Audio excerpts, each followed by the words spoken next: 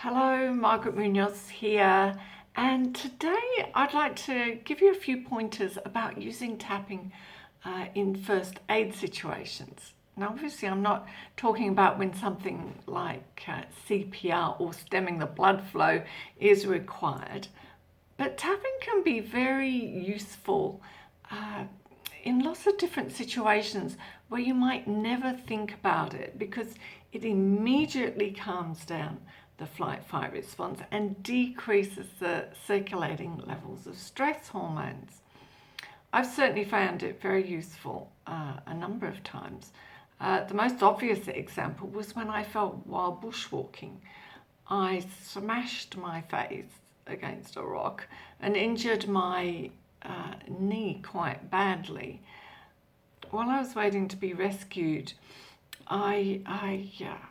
first of all, I went into shock. I couldn't think straight. I was like sort of quite off the air, but not so much that I couldn't tap.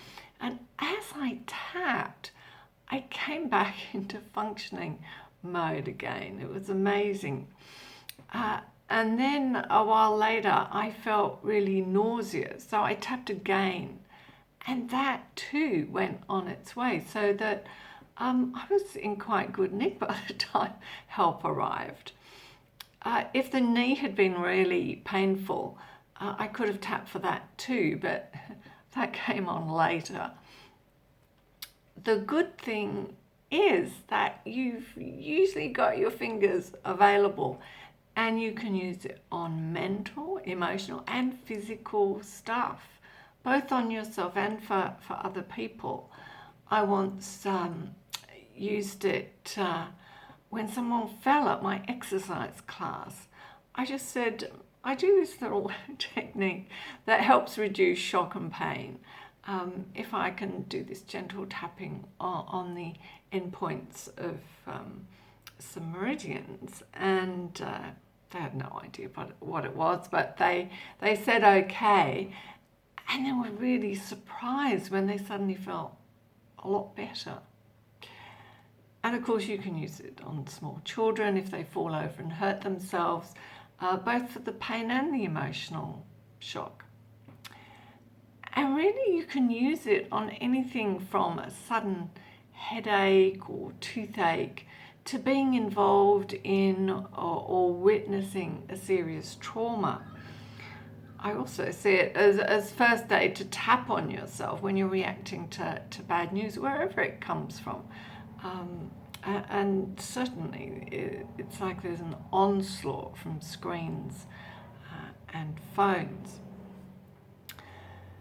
Now, I know some people are attached to doing things properly.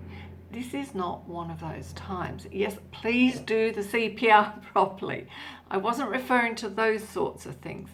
But tapping is very forgiving. The most important thing to do is to just tap on any point in any order or just one point. Pick the easiest point, whatever you can manage. Same if you're tapping on someone else. Whatever works in the moment. If you're laying down, you can just tap on your finger points if you've learned those. If you can name what you're feeling or what is happening as you tap, that's great, but not at all essential when it's for first aid. There's time to work things out in more detail later. Another way you can use tapping in a first aid situation, is to give either yourself or someone else support by simply affirming things while tapping, such as, I choose to stay calm, I'm safe right now, I'm okay and I'm going to be okay. Or to another person, you're okay, you're safe now. Anything that is soothing or reassuring, it really doesn't matter what it is. So often we forget to tap when we need it the most. But I hope these few words have helped sow a seed and that you might remember that tapping is always there to support you, and I encourage you to use it as often as you can.